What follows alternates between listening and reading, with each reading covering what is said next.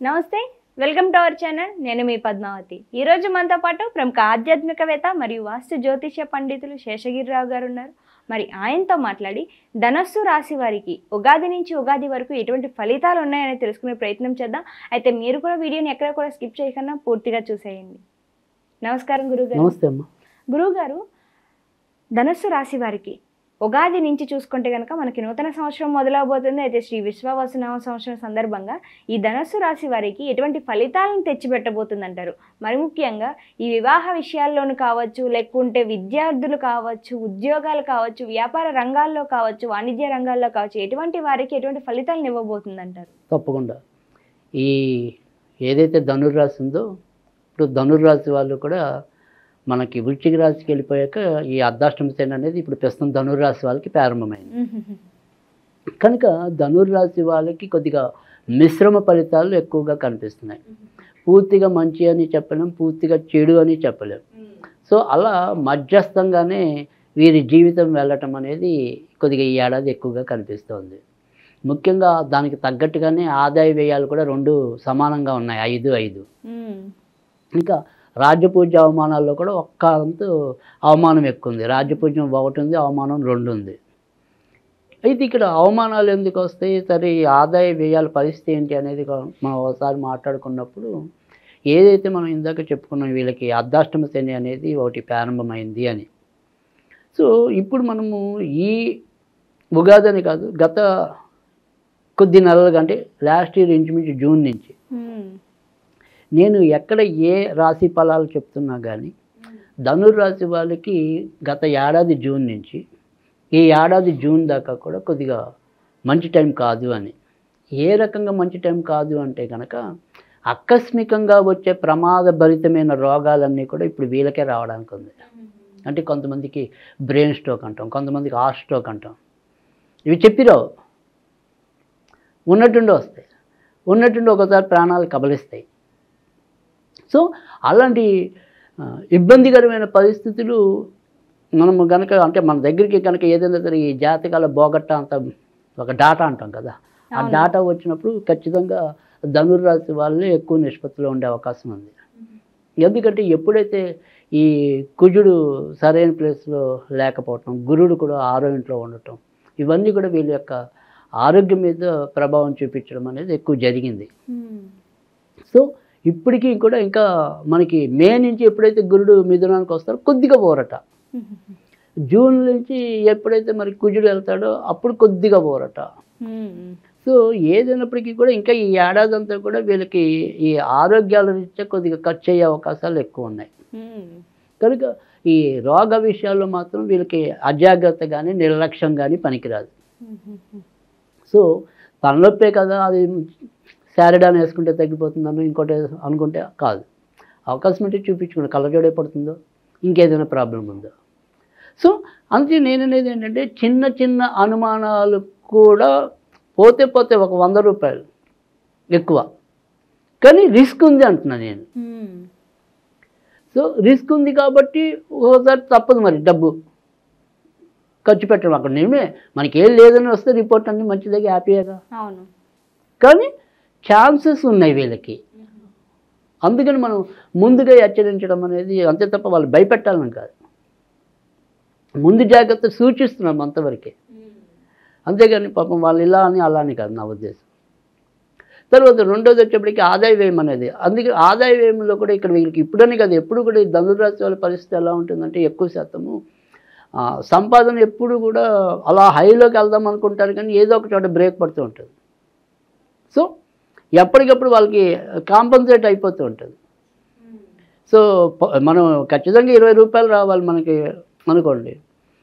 ఇప్పుడు సపోజ్ అంటే ఏదైనా ప్రభుత్వ రంగ ఉద్యోగాల్లో ఉన్న వాళ్ళకి కానీ, ఒక పర్మనెంట్గా ఉద్యోగాలు చేసే వాళ్ళకి కొంతవరకు పర్వాలేదు.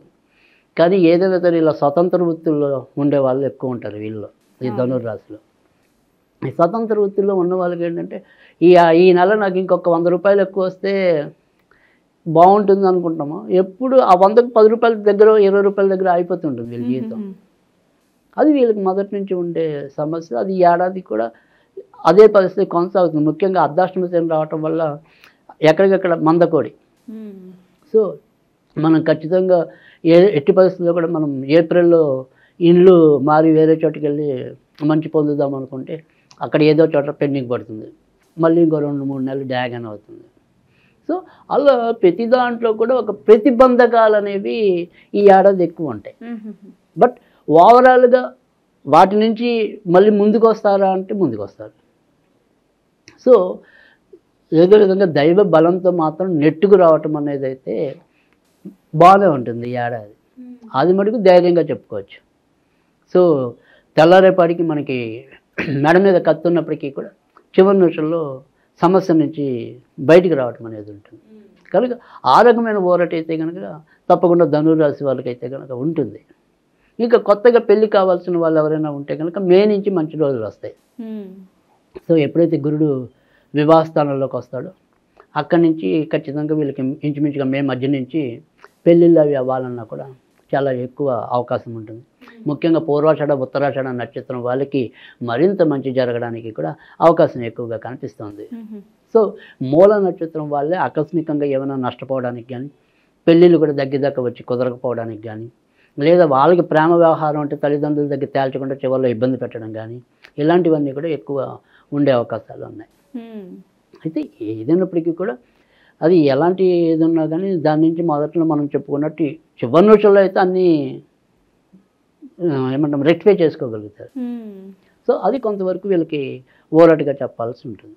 ఇంకా కొత్తగా సంతానం కావాలి అనుకునే వాళ్ళకి కూడా జూలై తర్వాత నుంచి కొద్దిగా వీళ్ళు ఏదైనా సరే సంతానానికి ఇప్పటికే ఏదైనా సరే వైద్య పరీక్షల్లో ఉన్న వాళ్ళు తప్పకుండా వాళ్ళు కొద్దిగా మంచి వార్తలు వింటారు. లేదు కొత్తగా సంతానం కావాలని కోరుకునే వాళ్ళు ఎవరైనా దంపతులు ఉంటే కనుక జూలై తర్వాత నుంచి అందుకు సంబంధించిన ప్రయత్నాలు చేసినట్టయితే కనుక విజయం పొందగలుగుతారు. కనుక ఆ రకమైన మంచి అయితే కనుక ఉంటుంది. ఇంకా కొత్తగా ఏదైనా సరే ఇల్లులు కానీ భూములు కానీ స్థిరాస్తులు పెంపొందించుకోవటం, ఈ స్థిరాస్తులు పెంపొందించుకోవడానికి మాత్రం కొంత టైం పడుతుంది. ఇంచుమించుగా మనకి సెప్టెంబర్ అలా పట్టచ్చు. సో అక్కడి నుంచి స్థిరాస్తుల అభివృద్ధికి మంచి రోజులు రావటం అనేది ఉంటుంది.